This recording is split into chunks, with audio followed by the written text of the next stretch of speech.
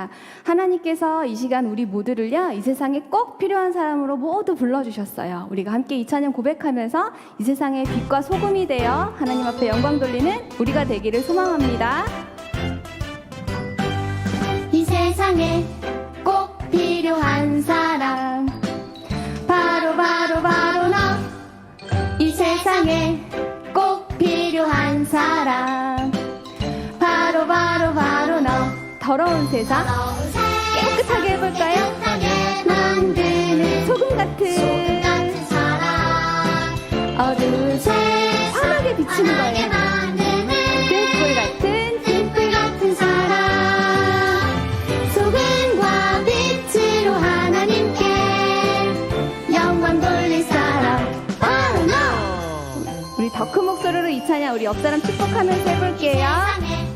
꼭 필요한 사람 누굴까요? 바로 너. 이 세상에 꼭 필요한 사람 바로 너. 더러운 세상 깨끗하게 만드는 소금 같은 사람 어두운 세상 환하게 만드는 거예요. 등불 같은 사람 소금과 빛으로 하나님께 영광 돌릴 사람 바로 너. 더러운 세상 깨끗하게 소금 같은 사람 어두운 세상 환하게 만드는 등불 같은 사람 소금과 빛으로 하나님께 어떡해요? 영광 돌릴 사람 바로 너. 맞아요. 우리 이 자리에 있는 모든 사람들은요, 하나님 앞에 영광 돌릴 아주 귀한 분들이세요. 우리 이 시간 머리부터 발끝까지 우리가 온전히 하나님을 찬양하고 하나님을 사랑한다고 고백하면서 이 찬양 불러볼게요.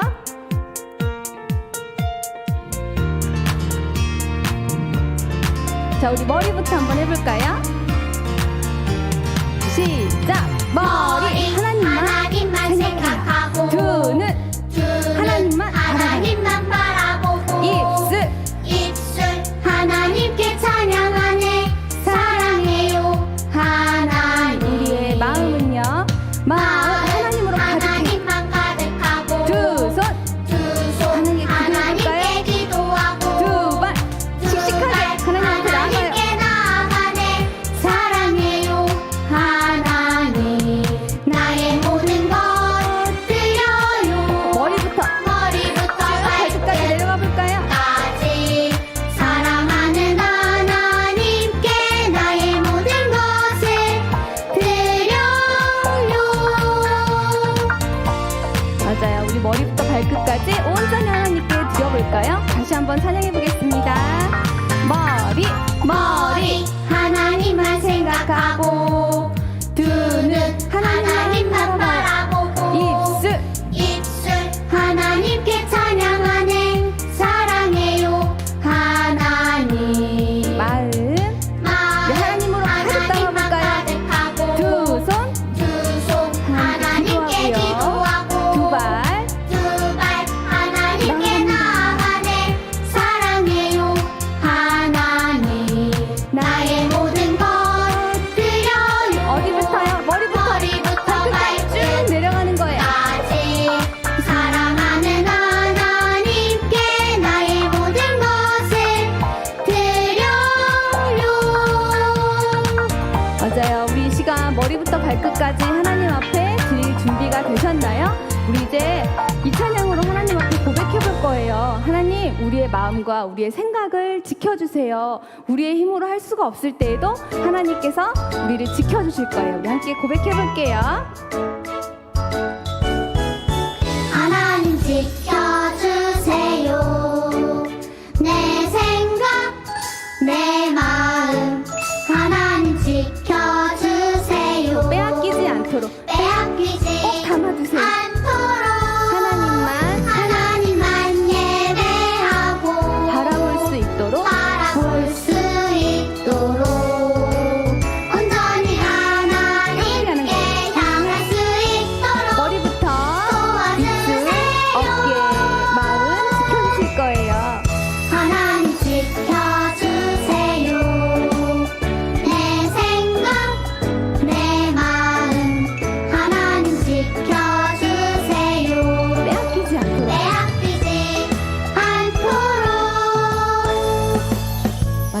한 주간도 이 찬양을 기억하면서 우리의 마음을 빼앗기지 않도록 우리 이 찬양 다시 한번 불러볼게요.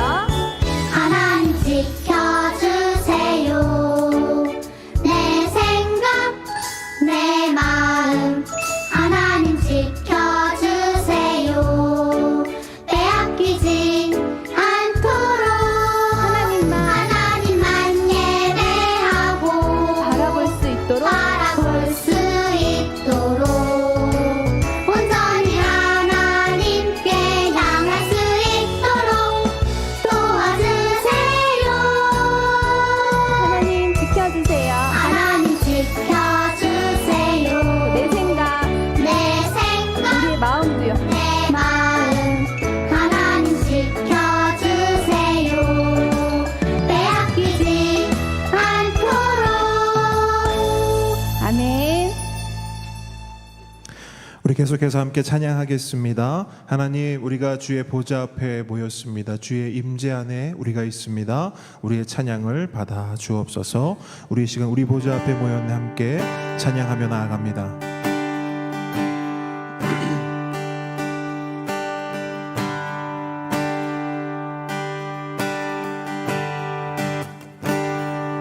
우리 보좌 앞에 모였네 함께 주를 찬양하며 하나님의 사랑 그 아들 주셨네 그의 피로 우리 구원받았네 십자가에서 쏟으신 그 사랑 강같이 온 땅에 흘러 각 나라와 족속 백성 방언에서 구원받고 주 경배드리네 구원하심이 보좌에 앉으신 우리 하나님과 어린 양께 있도다 구원하심이 보좌에 앉으신 우리 하나님과 어린 양께 있도다 우리 보좌 앞에 모였네 함께 주를 찬양하며 하나님의 사랑 그 아들 주셨네 그의 피로 우리 구원받았네 십자가에서 쏟으신 그 사랑 강같이 온 땅에 흘러 각 나라와 족속 백성 방언에서 구원받고 주 경배드리네 구원하심이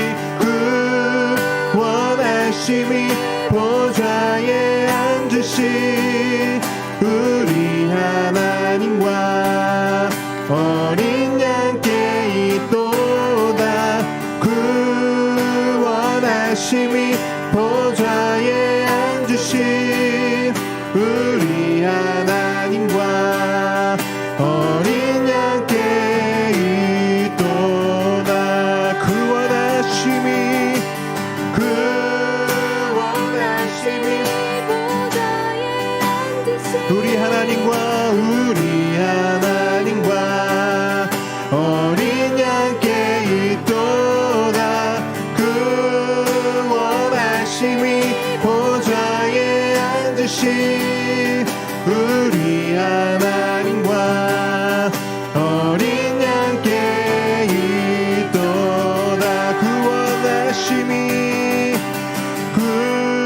구원하심이 보좌에 앉으신 우리 하나님과 어린 양께 이도나 구원하심이 보좌에 앉으신 우리 하나님과 어린 양께 이도나. 아멘. 아멘. 우리 계속해서 찬양할 때 우리를 위해 이 땅에 오신 그 어린 양을 다시 한번 찬양하기 원합니다. 이 땅에 오신 하나님의 본체 주님, 우리의 찬양과 경배를 받아 주십시오.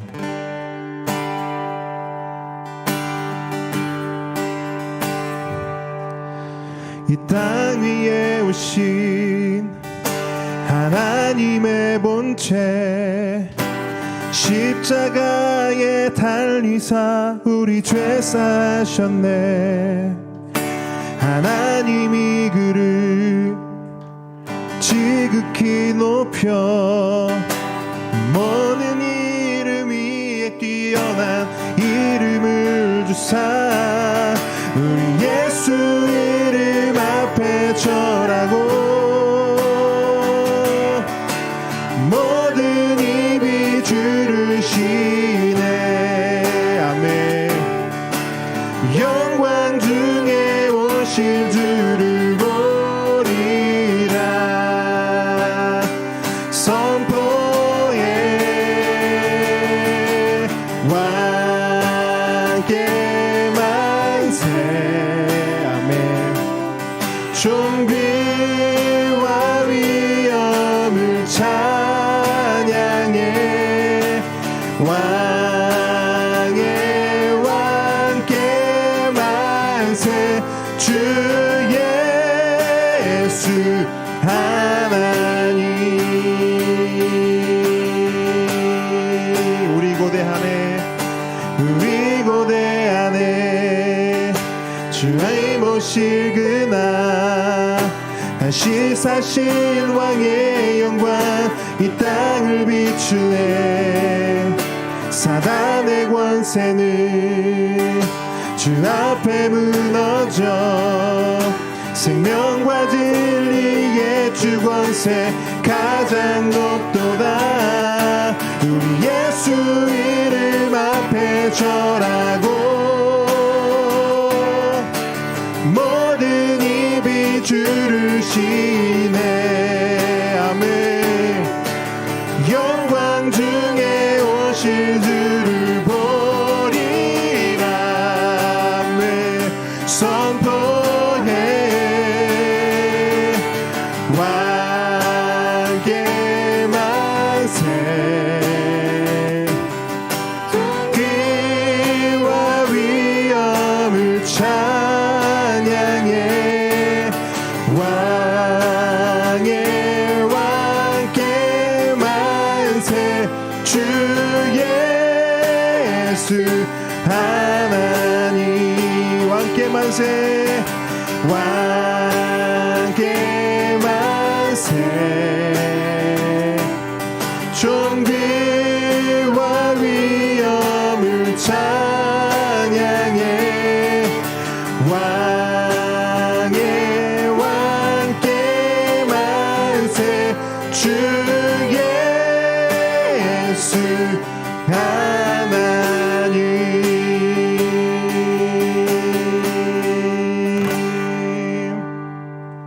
아멘.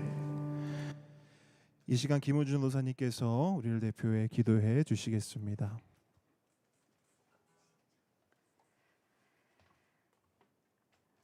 하나님의 나라를 온전히 이루시고자 하나님의 계획과 섭리로 우리를 이끌어 주시는 우리의 주관자 되시는 영원한 왕 되신 하나님 아버지 감사합니다. 오늘 이 시간도 하나님 앞에서 우리를 예배자로 불러주셔서 감사합니다. 이 시간 하나님만을 온전히 예배하고 영광 돌리는 우리가 되게 하여 주시고 우리의 마음과 뜻과 정성이 하나님 앞에 아름답게 올려지는 귀한 시간 되기를 기도합니다. 하나님의 말씀보다 앞선 것은 없기에 이 시간 하나님의 말씀을 온전히 깨닫고 하나님만을 온전히 바라보며 하나님을 향하여 나아가는 우리의 생각과 마음을 지켜주시옵소서. 우리를 사랑하여 주시는 하나님 아버지, 우리가 연약하고 부족하여 때로는 실패하고 낭망하여 넘어질 때가 있습니다. 하지만 그 가운데에서도 우리와 함께 하신 하나님을 온전히 바라보기를 원합니다. 무엇보다도 그 실패를 통하여 하나님을 더욱더 알아가게 하시고 우리 자신이 더욱더 성장하여지는 훈련이 될 수 있게 하셔서 하나님의 때를 잘 기다리고 참된 열매를 맺을 수 있도록 우리가 잘 인내하는 우리 모두가 되게 하여 주시옵소서. 코로나로 인해 많은 변화 속에 살아가는 우리가 이제 백신을 통하여 점점 코로나를 이겨내가고 있습니다. 더 많은 사람들이 백신을 통해 이 코로나가 종식될 수 있도록 도와주시고 교회 공동체로 모이는 것에 방해받지 않고 함께 모이는 것에 더욱 힘쓸 수 있도록 인도하여 주시옵소서. 또한 어려움 가운데 있는 자들을 긍휼히 여겨주시고 위로와 힘을 주셔서 회복될 수 있도록 도움의 손길을 허락하여 주시고 연약한 우리들의 몸을 강건하게 붙들어 주셔서 매일매일 주시는 새로운 힘으로 어느 곳에서든 하나님의 은혜 가운데 구별된 삶을 잘 살아낼 수 있도록 도와주시옵소서. 함께 걷는 교회를 사랑하는 하나님, 우리 교회를 향한 하나님의 계획하심과 인도하심에 감사를 드립니다. 늘 그렇듯 우리보다 늘 앞서 일하시는 주님을 바라보며 앞으로 우리 교회를 향한 하나님의 일하심에 기대함으로 우리 또한 기도로 준비하게 하시고 특별히 교회의 공간을 위해 기도하는 가운데 있습니다. 필요한 사람들 또한 필요한 재정들이 채워지게 하시고 아름답고 소중한 공간을 구해 하나님께 함께 예배하고 성도 간의 교제가 더욱더 깊어질 수 있도록 그 일들을 이루어 주시기를 간절히 기도합니다. 또한 세우신 목사님을 주님의 성령으로 붙들어 주시고 말씀을 준비하며 전하실 때마다 놀라운 은혜로 우리 모든 성도님들의 영혼에 가득 채워 주시기를 원합니다. 이 시간 다시 한번 우리의 삶의 주인이 내가 아니라 주님이심을 고백하며 주시는 말씀을 온전히 듣기를 원합니다. 우리에게 말씀하여 주시고 그 말씀 함께 걸어가는 우리 모두가 되게 하여 주시옵소서. 사랑하는 성도님들의 모든 가정마다 하나님께서 함께 하심의 축복으로 늘 형통한 은혜를 부어주시고 각 개인의 삶 속에서 주님을 늘 경험하는 삶이 되게 하시며 모든 순간 하나님의 손길을 경험케 인도하여 주시옵소서. 온 가정이 믿음의 가정으로 설 수 있도록 믿음이 연약하다면 믿음의 견고함을 허락하시고 아직 주님을 알지 못하는 식구들에게 구원의 기쁨을 허락하여 주시옵소서. 온 세대가 이 시간 주님의 말씀을 듣습니다. 마음을 열고 귀를 열어 듣게 하시고 들은 말씀대로 우리의 삶으로 나타내는 시간이 되게 하여 주시옵소서. 모든 것 주님께 온전히 맡기며 예수 그리스도의 이름으로 기도했습니다. 아멘. 오늘 주님께서 우리에게 주시는 말씀은 출애굽기 3장입니다. 출애굽기 3장 1절로 12절 말씀 함께 보겠습니다. 출애굽기 3장 1절로 12절 말씀.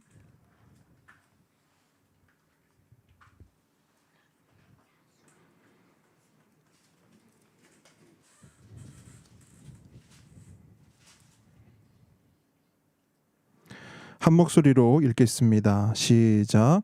모세가 그의 장인 미디안 제사장 이드로의 양떼를 치더니 그 떼를 광야 서쪽으로 인도하여 하나님의 산 호렙에 이르매 여호와의 사자가 떨기나무 가운데로부터 나오는 불꽃 안에서 그에게 나타나시니라. 그가 보니 떨기나무에 불이 붙었으나 그 떨기나무가 사라지지 아니하는지라. 이에 모세가 이르되 내가 돌이켜 가서 이 큰 광경을 보리라. 떨기나무가 어찌하여 타지 아니하는고 하니 그때에 여호와께서 그가 보려고 돌이켜 오는 것을 보신지라. 하나님이 떨기나무 가운데서 그를 불러 이르시되 모세야 모세야 하시매 그가 이르되 내가 여기 있나이다. 하나님이 이르시되 이리로 가까이 오지 말라. 내가 선 곳은 거룩한 땅이니 내 발에서 신을 벗으라.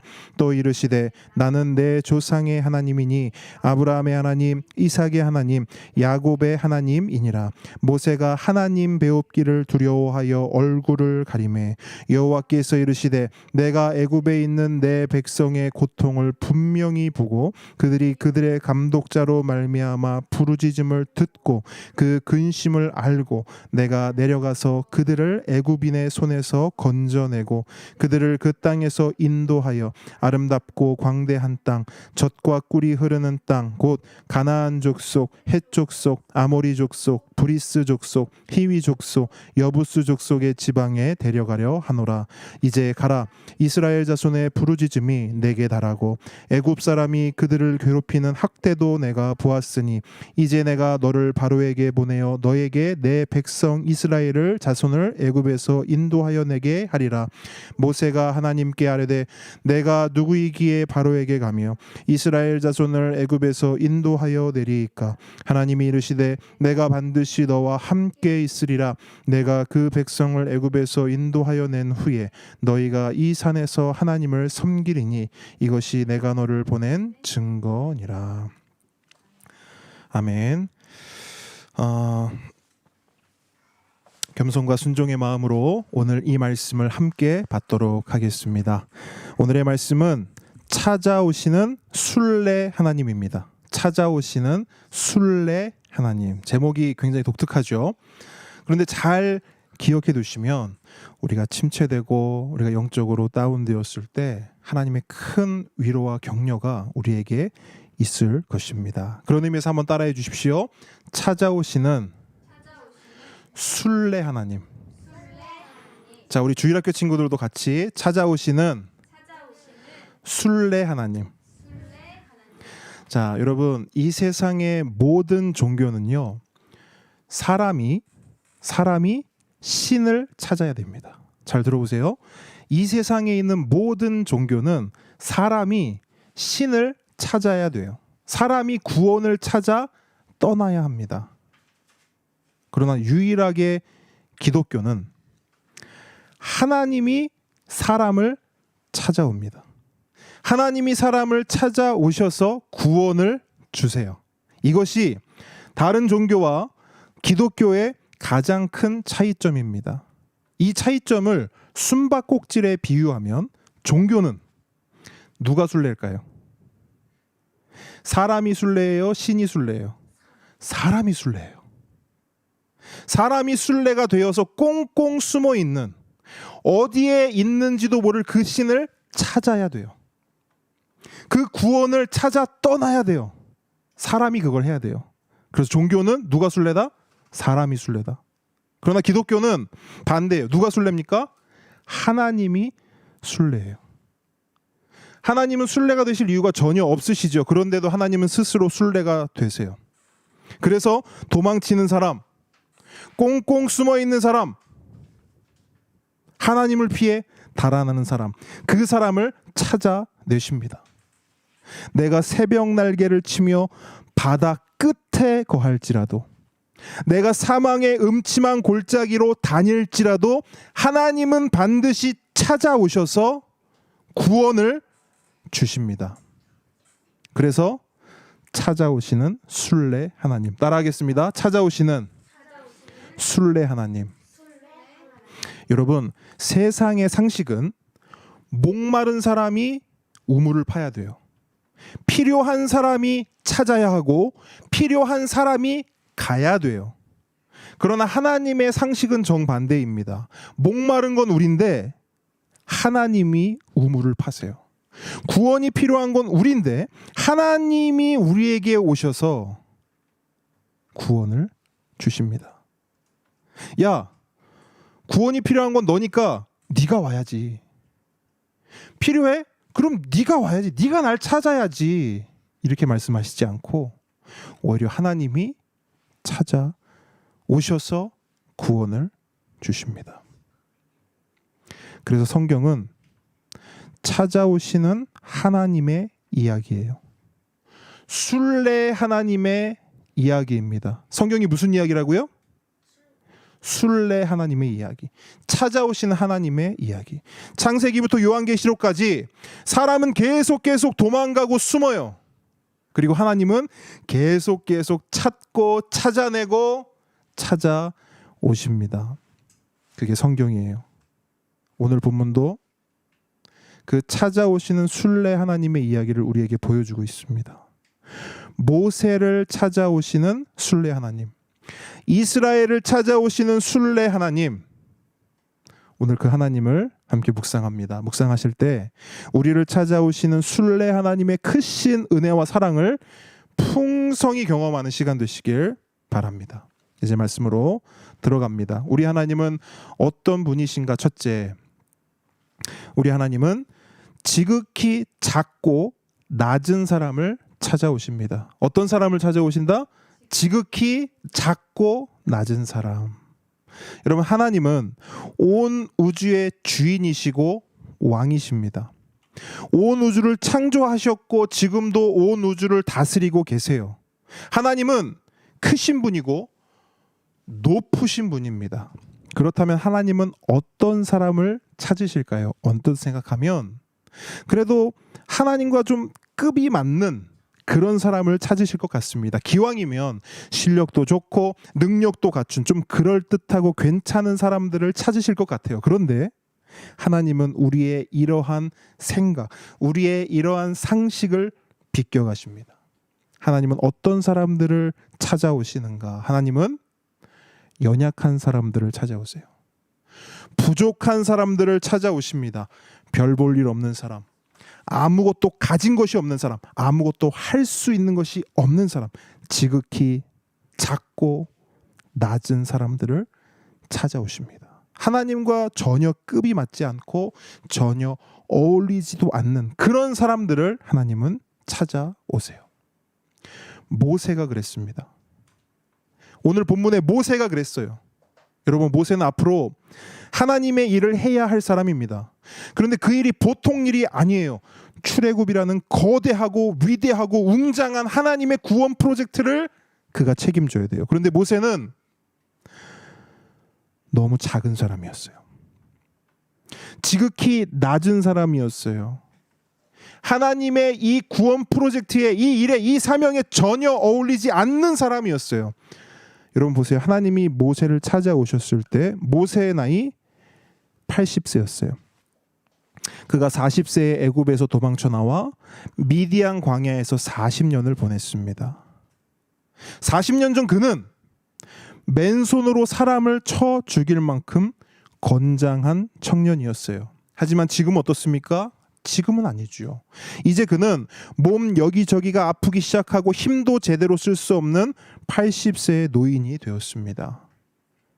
그의 인생의 전성기가 이미 다 지나가 버렸어요.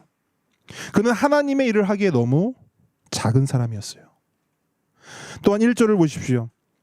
모세의 직업은 양을 치는 목자였습니다. 그런데 그가 치는 그 양이 자신이 소유한 양도 아니에요. 그의 장인 이드로의 소유의 양이었어요. 그는 요즘으로 치면 목장을 소유하고 있는 CEO가 아니라 장인이 운영하고 있는 그 목장의 그냥 직원이었어요. 여러분, 그래도 왕년에는요, 애굽의 바로를 꿈꾸던 애굽의 왕자였어요. 그러나 지금의 모세는 어떻습니까? 광야 한 구석탱이에서 장인의 양을 치며 근근히 살아가는 정말 별 볼 일 없는 그냥 늙은 목자, 이제 은퇴를 곧 앞둔 그런 목자에 불과했습니다. 그는 하나님의 일을 하기에는 지극히 낮은 사람이었어요. 여러분 5절도 한번 보실까요? 5절 보시면 하나님께서 모세에게 이렇게 경고하세요. 모세야, 이리로 가까이 오지 마라. 네가 선 곳은 거룩한 땅이니 내 발에서 신을 벗어라. 가까이 오지 마라. 이렇게 경고하고 있어요. 여러분, 하나님이 이러한 경고를 하신 이유가 무엇일까요? 죄가 있는 죄인은 거룩하신 하나님 앞에 설 수 없으니 그 앞에 서면 죽게 되니 가까이 오지 말라는 것이죠. 자, 지금 5절이 말하는 모세의 정체성 뭐예요? 모세가 어떤 사람이라는 거예요? 죄인이라는 거죠.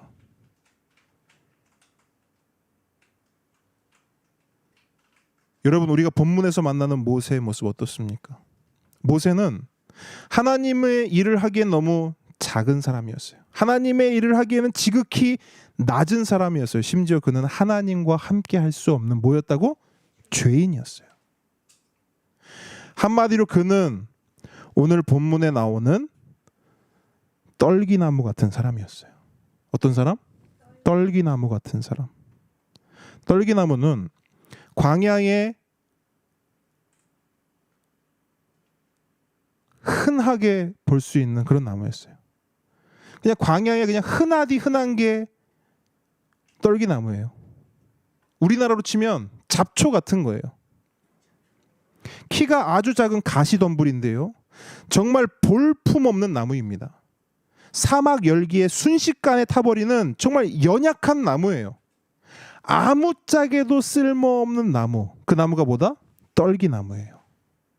그런데 여러분, 오늘 말씀을 보세요. 하나님은 떨기나무 가운데 찾아오세요. 하나님이 떨기나무 가운데 찾아오세요. 하나님은 값비싸고 귀한 백향목이나 침향목 가운데 찾아오시는 것이 아니라 아무짝에도 쓸모없는 떨기나무 가운데 찾아오세요. 2절 보십시오. 여호와의 사자가 떨기나무 가운데로부터 나오는 불꽃 안에서 그에게 나타나시니라. 아멘.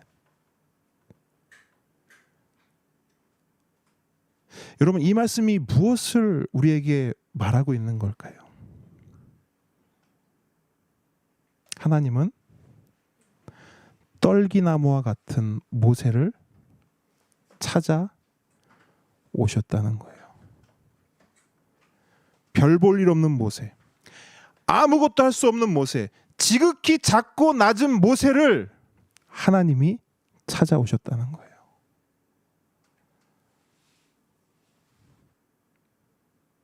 그래서 오늘 본문 보시면 모세도 놀라잖아요. 너무 놀라운 광경이에요. 아니, 사실은 이해할 수 없고 어이없는 광경인 거예요.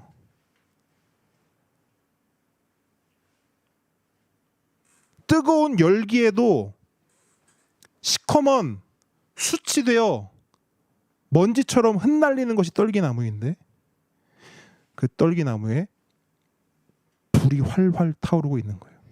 근데 떨기나무는 멀쩡한 것이죠. 놀라운 일이 모세 눈앞에 벌어지고 있는 것입니다. 그런데 그 놀라운 일이 누구에게 또 일어나는 거예요? 모세 자신에게 일어나는 것이죠. 정말 별 볼 일 없는 모세, 떨기나무 같은 모세, 아무것도 할 수 없는 모세, 지극히 작고 낮은 모세, 그 모세에게 하나님이 찾아오신 것입니다. 그리고 그 모세를 부르세요. 4절 보십시오. 4절. 하나님이 떨기나무 가운데서 그를 불러 이르시되 모세야 모세야 하시매. 여러분, 여기서 주목할 것은 하나님이 모세를 부를 때 모세의 이름을 불렀다는 거예요. 하나님은 거기 너 80 먹은 늙은이, 거기 너 장인의 양이나 치는 목자, 너 거기 너 죄인아, 이렇게 부르지 않으시고 하나님은 정확하게 그의 이름을 부르십니다. 모세야, 민우야, 은서야.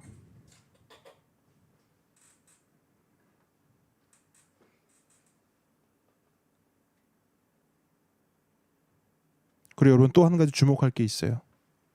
하나님은 모세의 이름을 부르실 때 몇 번 부르세요? 2번. 모세 이름을 2번 반복해서 부르십니다. 모세 당시 고대 사회에서는요, 이름을 2번 반복해서 부르는 것은 사랑과 관심의 표현이었어요. 아무 이름이나 2번 부르지 않습니다. 아무나 2번 이름을 부르지 않아요. 사랑하는 사람, 애정하는 사람, 특별한 사람의 이름만 2번 반복해서 불렀습니다. 이것이 그때 당시의 문화예요. 뭘 알 수 있죠? 하나님은 모세를 사랑하셨어요. 하나님은 모세를 애정하셨어요. 특별히 생각하셨어요. 전성기가 다 지난 80세의 노인이었지만 하나님은 그를 정말 애정하셨어요. 장인의 양을 치며 근근히 살던 별 볼 일 없는 모세였지만 하나님은 그를 특별히 여기셨습니다. 하나님 앞에 서면 죽을 수밖에 없는 죄인 모세였지만 하나님은 그를 사랑하셨어요. 그래서 하나님은 모세를 찾아오셨고 그의 이름을 불러주시는 거예요. 모세야, 모세야. 그런데 여러분, 하나님의 사랑은 그냥 그를 찾아오고 그의 이름을 불러주고 여기서 끝나지 않습니다. 하나님은요, 그 지극히 작고 낮은 모세를 통해 지극히 큰 일을 이루십니다. 10절을 보십시오. 이제 내가 너를 바로에게 보내요. 너에게 내 백성 이스라엘 자손을 애굽에서 인도하여 내게 하리라. 아멘. 여러분 어떻습니까? 하나님이 그에게 사명을 주시죠. 그에게 그가 감당할 수 없는, 그와 어울리지도 않고 그가 할 수도 없는 어마어마한 일을 맡기세요.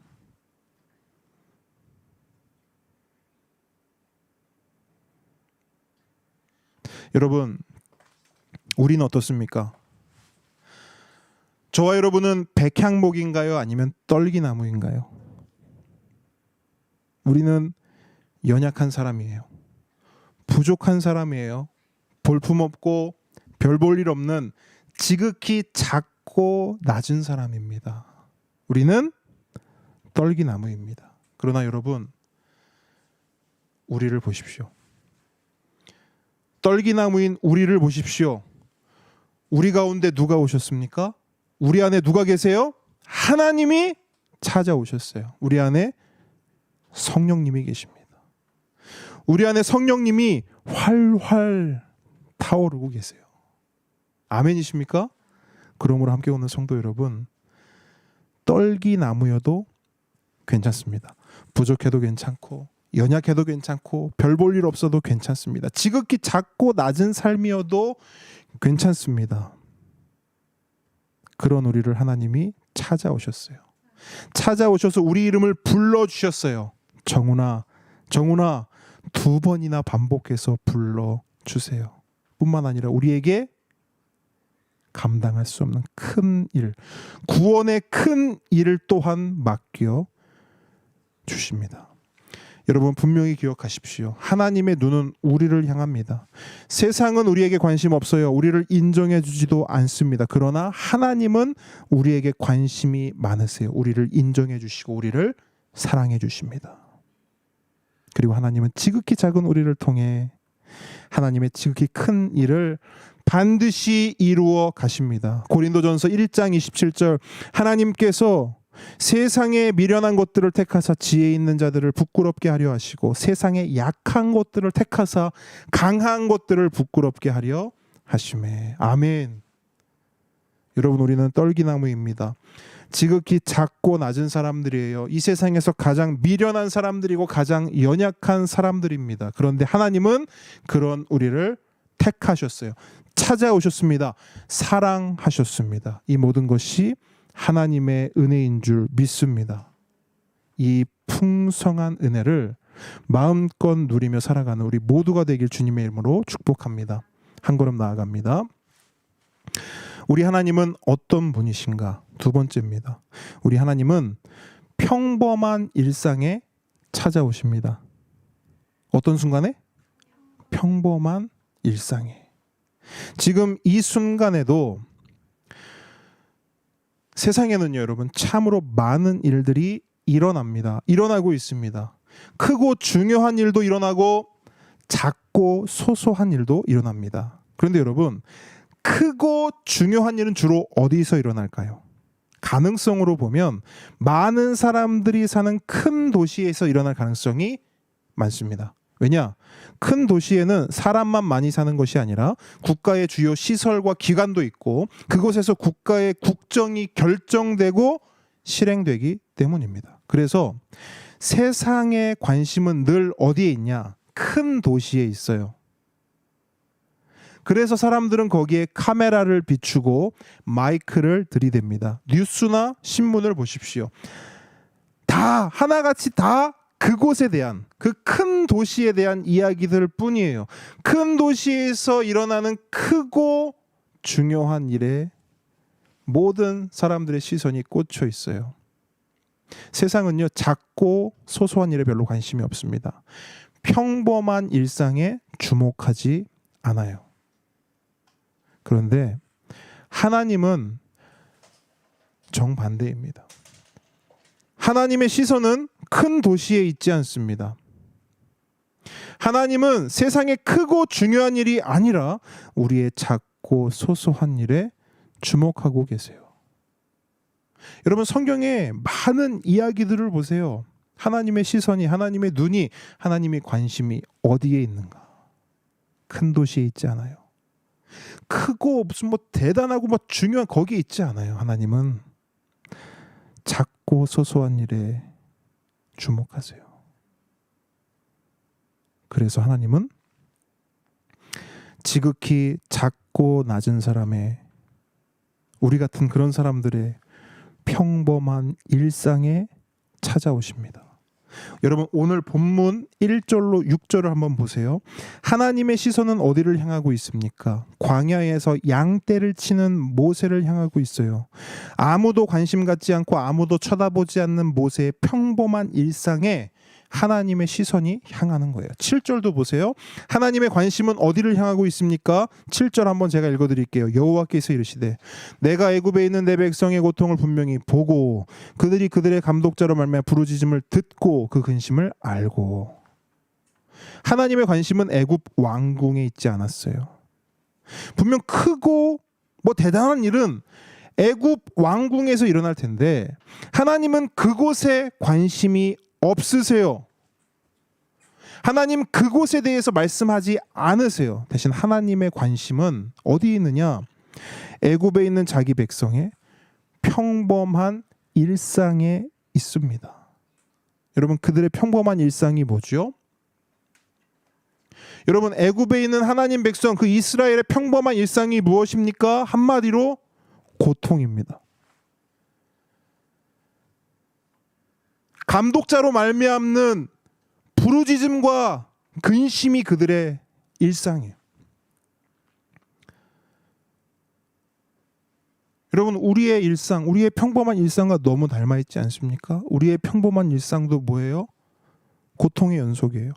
탄식과 근심의 반복입니다. 근데 여러분, 잘 생각해 보세요. 세상은요, 이러한 우리의 평범한 일상에 아무런 관심이 없어요. 관심 있는 척은 하지만 실제로는 아무 관심이 없어요. 그러면서 뭐라고 말해요? 인생이 원래 그런 거라고 말해요. 다 그렇게 사는 거라고 말해요. 유난 떨지 말라 말하고 약한 척 하지 말라 하라고 그냥 묵묵히 견디며 살으라고 그렇게 무심히 말합니다. 잔인하죠. 아픕니다. 외롭습니다. 그러나 여러분, 하나님은 우리에게 그렇게 말씀하지 않으세요. 8절 한번 다시 보세요. 여호와께서 이르시되 내가 애굽에 있는 내 백성의 고통을 분명히 보고 그들이 그들의 감독자로 말미암아 부르짖음을 듣고 그 근심을 알고 있다. 하나님은 자기 백성의 고통을 보고 계세요. 듣고 계세요. 알고 계세요. 그래서 하나님이 어떻게 하는지 아세요? 9절 한번 보세요. 9절. 내가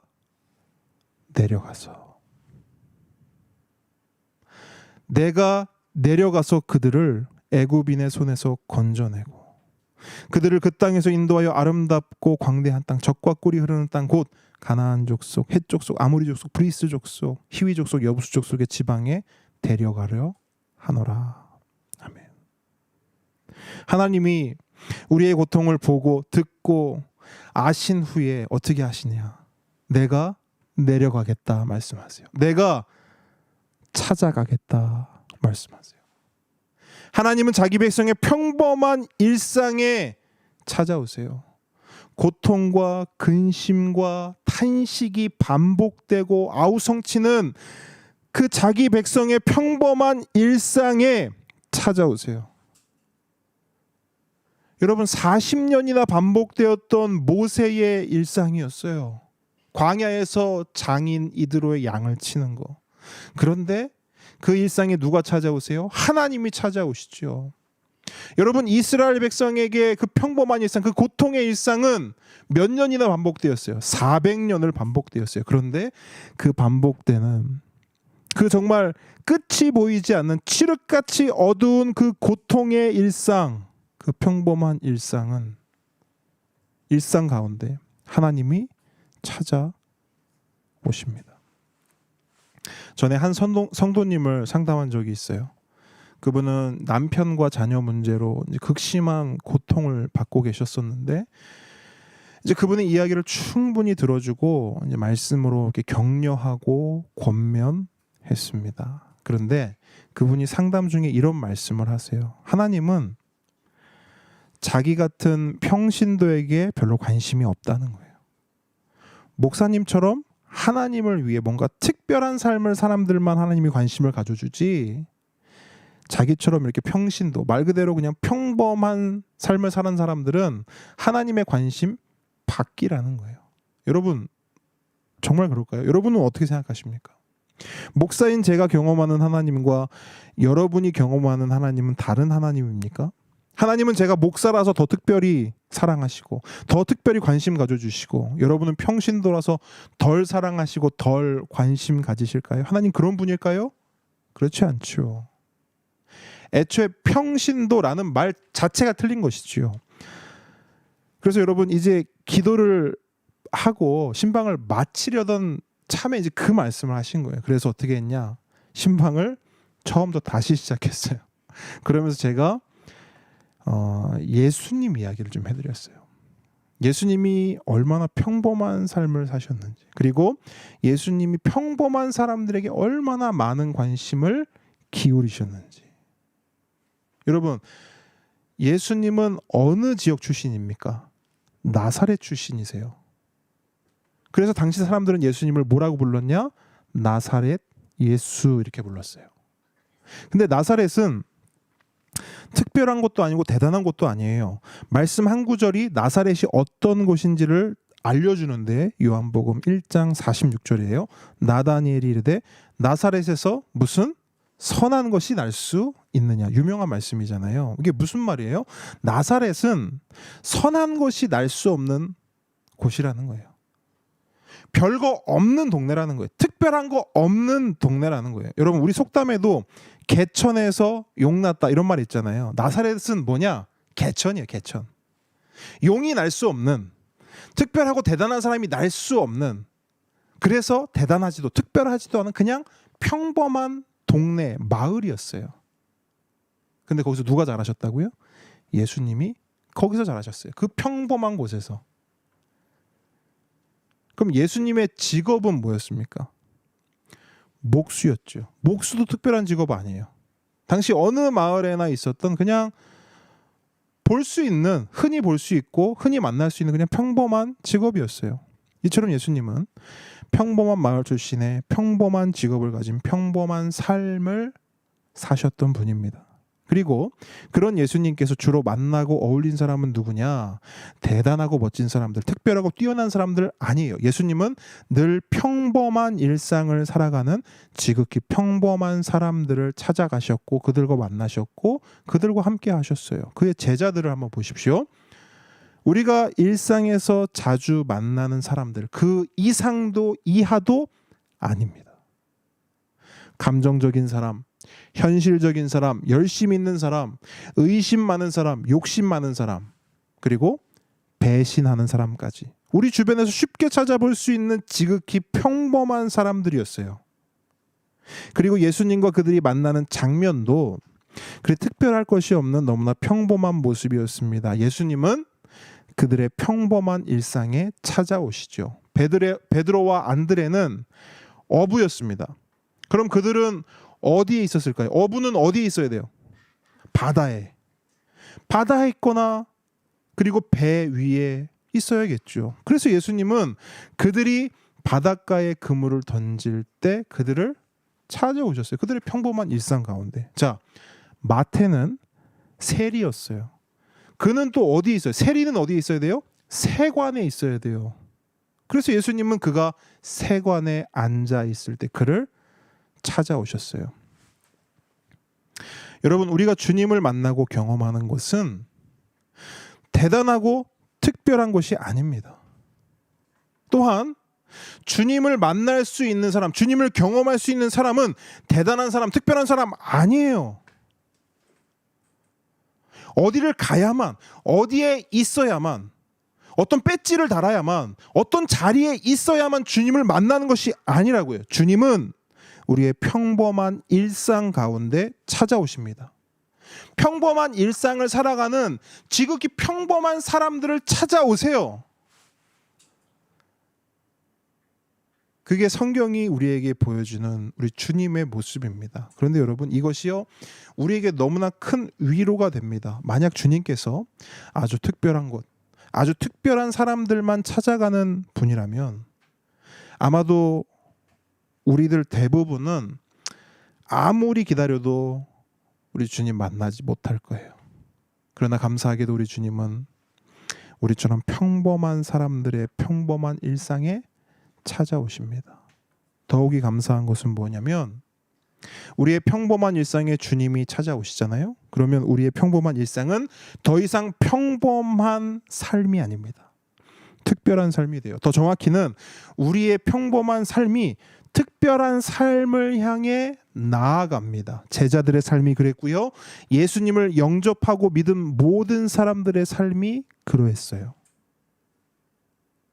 왜냐하면 하나님은 우리의 평범한 삶에 찾아오실 뿐 아니라 우리의 평범한 삶을 특별한 삶으로 인도하여 이끄시기 때문입니다. 오늘 본문으로 돌아와서 9절을 한번 다시 보세요. 여기에 그 말씀이 기록되어 있어요. 내가 내려가서 그들을 애굽의 손에서 건져내고 그들을 그 땅에서 인도하여 아름답고 광대한 땅, 젖과 꿀이 흐르는 땅, 곧 가나안 그 지방에 데려가려 하노라. 여러분, 이 한 구절 안에 담긴 우리를 향한 하나님의 열심과 의지를 보십시오. 주님이요, 찾아오세요.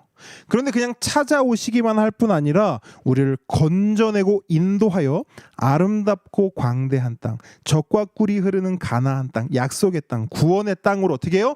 데려가신다고 말씀하세요. 평범한 삶을 살아가던 우리를 특별한 삶으로 이끌어내시고 인도하시고 데려가신다는 겁니다. 할렐루야. 그러므로 함께 걷는 성도 여러분, 매일 반복되는 우리의 평범한 일상을 그냥 흘려보내지 않기를 바랍니다. 우리가 무심코 흘려보내는 그 평범한 일상은요, 하나님이 보고 계세요. 하나님이 듣고 계세요. 하나님이 알고 계십니다. 그리고 하나님은 우리의 그 평범한 일상을 조금씩 한 걸음 한 걸음 특별한 삶으로 이끌어 데려가십니다. 아멘이십니까? 하나님의 그러한 특별한 이끄심을 경험하는, 진짜로 우리의 삶 속에서 경험하는 그런 우리 모두가 되길 주님의 이름으로 축복합니다. 자, 한 걸음 더 나아갑니다. 우리 하나님 어떤 분이신가? 마지막으로 세 번째예요. 우리 하나님은 우리와 함께 하시기 위해 우리를 찾아오십니다. 왜 찾아오신다고요? 우리와 함께 하시기 위해. 앞서 살펴보았듯이 하나님은 지극히 작고 낮은 사람의 지극히 평범한 일상에 찾아오십니다. 그런데 이렇게 찾아오신 데는 분명한 이유가 있어요. 바로 함께입니다. 함께. 전에도 말씀드린 적이 있는데요. 하나님은 함께를 참 좋아하세요. 얼마나 좋아하시느냐? 하나님의 존재 자체가 함께입니다. 삼위일체로 존재하세요. 영원히 함께 계시는 한 하나님으로 함께 존재하시는 것입니다. 뿐만 아니라 하나님은 그 함께를 더 풍성히 하기 위해 사람을 창조하십니다. 그리고 동산을 만드셔서 그들과 늘 함께 하셨어요. 그런데 하나님에게 있어서 그 함께가 얼마나 기쁘셨던지 그 동산의 이름을 아예 기쁨이라고 지으셨어요. 에덴 동산. 번역하면 뭐예요? 기쁨의 동산이에요. 여러분, 에덴 동산은 기쁨의 동산이에요. 왜? 하나님과 우리가 함께하는, 하나님이 그토록 기뻐하시는 함께가 있는 곳이었기 때문이에요. 그래서 에덴 동산은 번역하면 보다 기쁨의 동산. 그런데 그 함께가 뭐 때문에 깨지죠? 죄 때문에 깨집니다. 사람의 죄 때문에 하나님이 그리도 기뻐하시는 함께가 어그러져 버려요. 하지만 하나님은 그 함께를 포기하지 않으십니다. 성경의 수많은 말씀을 보세요. 창세기부터 요한계시록까지 사람은 계속 도망치고 숨지만 하나님은 계속해서 추격하시고 추적하시고 두드리십니다. 찾아오세요. 말 그대로 찾아오시는 무슨 하나님? 순례 하나님. 그런데 왜 하나님이 스스로 그렇게 순례가 되시느냐? 다른 거 없어요. 딱 하나. 바로 함께예요. 함께. 우리와 함께 하시기 위해서 하나님은 찾아오시는 거예요. 오늘 본문에도 보시면 하나님은 모세를 찾아오셨어요. 왜 찾아오셨냐? 함께를 위해 찾아오셨어요. 먼저 9절 한번 보세요. 하나님은 모세에게 말씀하십니다. 이제 가라. 모세야, 이제 때가 되었다. 이제 가라. 10절도 보세요. 하나님은 그에게 놀라운 사명을 주십니다. 이제 내가 너를 바로에게 보내요. 너에게 내 백성 이스라엘 자손을 애굽에서 인도하여 내게 하리라. 여러분, 하나님이요 모세에게 말씀하십니다. 모세에게 사명을 주세요. 말씀하시기 위해 찾아오셨어요. 사명을 주시기 위해 찾아오셨어요. 그런데 이 모든 것은요, 한 가지 목표를 향해요. 한 가지 목적을 위한 것이에요. 뭐죠? 함께예요. 12절 보십시오. 그 백성을 애굽에서 인도하여 낸 후에 너희가 이 산에서 하나님을 뭐 할 것이라? 섬길 것이라. 모세야, 가라. 가서 내 백성을 출애굽 해와라. 근데 그걸 왜 한다고요? 출애굽 해와서 너희가 이 산에서 나를 섬겨라. 근데 여러분, 여기서 하나님을 섬긴다 이 말은요, 히브리어로 아바드인데, 아바드는 섬긴다라는 의미도 있지만 동시에 예배하다라는 의미도 있어요. 예배하다. 여러분, 결국 하나님이 원하시는 건 뭡니까? 예배예요. 모세에게 가라 말씀하신 이유, 모세에게 출애굽이라는 사명을 주신 이유 뭐예요? 예배입니다. 그런데 여러분, 우리가 지금 이렇게 예배 드리고 있지만, 예배하고 있지만, 예배는 철저히 무엇을 추구하는 것이죠? 함께를 추구하는 것이죠. 위로는 하나님과의 함께를 추구하고 옆으로는 사람과 함께를 추구하는 것입니다. 예배는 함께입니다. 예배하는 이 시간, 지금 우리는 하나님과 함께하고 있는 거예요. 그래서 하나님은 예배자를 찾으세요. 우리가 예배자 되길 원하십니다. 왜요? 우리와 함께 하시길 원하기 때문에. 하나님이 찾는 예배자는요, 저도 예전에 그런 착각을 좀 했었는데, 하나님이 찾는 예배자, 노래 잘하는 사람일 거야. 근데 아니더라고요. 악기 잘 다루는 사람일 거야. 아니더라고요. 필요하긴 해요. 중요하긴 합니다. 근데 나중 문제입니다. 그건. 예배자에게 있어서 가장 중요한 것은 무엇이냐? 함께입니다. 하나님과 함께함이 기쁨인 사람, 하나님과 함께함이 행복한 사람, 바로 그 사람이 뭐예요? 진짜 예배자인 거예요. 예배는 거기서부터 시작하는 거예요. 함께부터. 여러분, 사랑하는 사람이 생기면 가장 큰 고민이 뭐죠? 어떻게 하면 더 자주, 더 오랫동안 그 사람과 함께 할 수 있을까? 이거 아닙니까? 그래서 별의별 이유를 다 만들어서 어떻게든 함께 하려고 합니다. 저도 그랬던 기억이 있어요. 대학교 시절 매일 아침마다 집 앞에 모시러 갔어요. 학교가 끝나면, 수업이 끝나면 집 앞까지 모셔다 드렸습니다. 왜요? 함께 하려고. 그것도 부족해서 지하철역과 집 앞을 몇 번이나 왔다 갔다 합니다. 집에 데려다 주면, 나 지하철역까지 좀 데려다 줘. 그럼 또 지하철역으로 와요. 그럼 또 지하철역 왔으니까 그럼 나 집에 데려다 줄게. 이걸 계속 반복하는 거예요. 다 해보셨죠? 근데 이걸 몇 번 하다 보면요, 저녁 시간이 돼요. 그럼 또 같이 저녁을 먹죠. 그러니까 최대한 어떻게든 함께 있으려고 막 발버둥을 칩니다. 사랑하면요, 애정하면요. 근데 이제 그렇게 몇 날 며칠이 지나요. 몇 년이 흐릅니다. 이제 도저히 안 되겠다 싶어요. 그럼 이제 그때 뭘 하는 거예요? 결혼하는 거예요. 그래서 결혼은 뭐냐?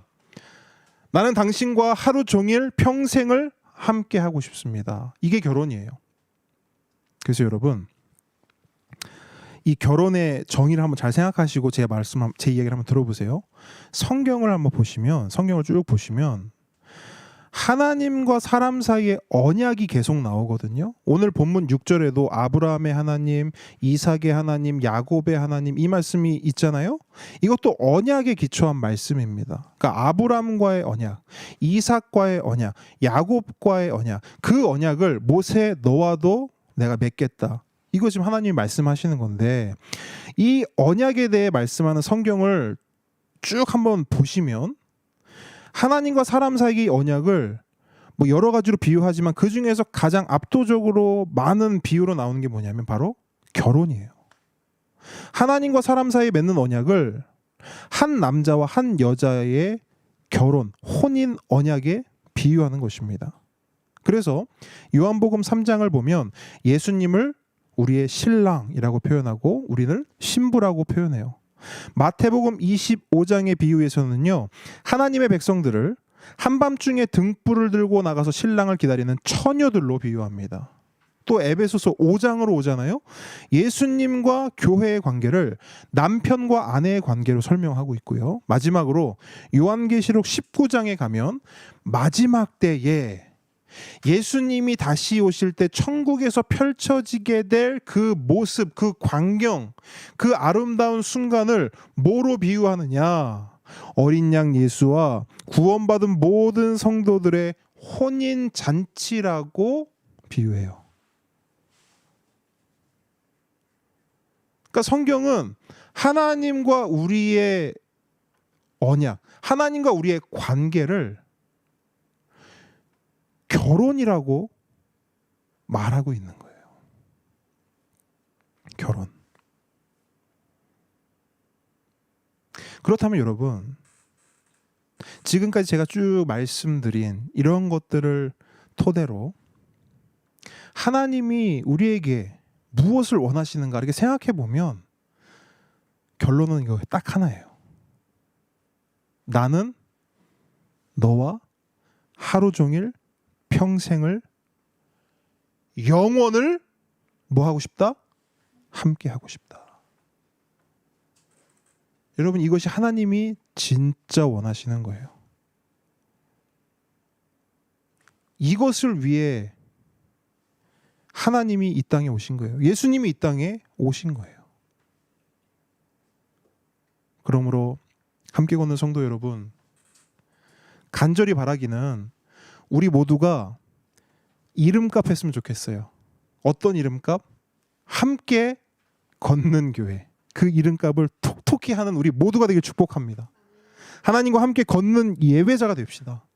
하나님과 함께 사는 아름다운 신부가 됩시다. 하나님이 그토록 원하고 바라시는 그 함께, 우리도 함께 그 함께에 동참하기를 주님의 이름으로 축복합니다. 말씀을 정리합니다. 오늘 말씀은 찾아오시는 무슨 하나님? 순례 하나님. 여러분 이거 기억하세요. 찾아오시는 순례 하나님. 순례가 되실 이유가 전혀 없으신 분이 스스로 순례가 되십니다. 그래서 도망가는 우리를 찾아오시지요. 숨어있는 우리를 찾아내셨습니다. 그래서 감사하게도 우리는 지금 이 자리에 있어요. 하나님을 예배하고 있어요. 하나님과 함께 하고 있어요. 은혜지요. 은혜입니다. 그런데 여러분, 이걸 명심하세요. 우리가 하나님을 찾은 것이 아니에요. 하나님이 우리를 찾아오셨어요. 이거를 항상 명심하세요. 그래서 예수님은 요한복음 15장에 이렇게 말씀하세요. 너희가 나를 택한 것이 아니요 내가 너희를 택하여 세웠나니. 아멘이십니까? 하나님이 우리를 택하여 세우셨대요. 하나님이 우리를 찾아오셨대요. 지극히 작고 낮은 우리를, 너무나 평범한 일상을 살아가는 우리를 찾아오셨습니다. 왜요? 이유는 단 하나, 함께. 우리와 함께 하시기 위해 하나님은 우리를 찾아오셨습니다. 찾아오시는 순례 하나님, 그 하나님과 함께 걷는 우리 모두가 되기를 주님의 이름으로 축복합니다. 아멘.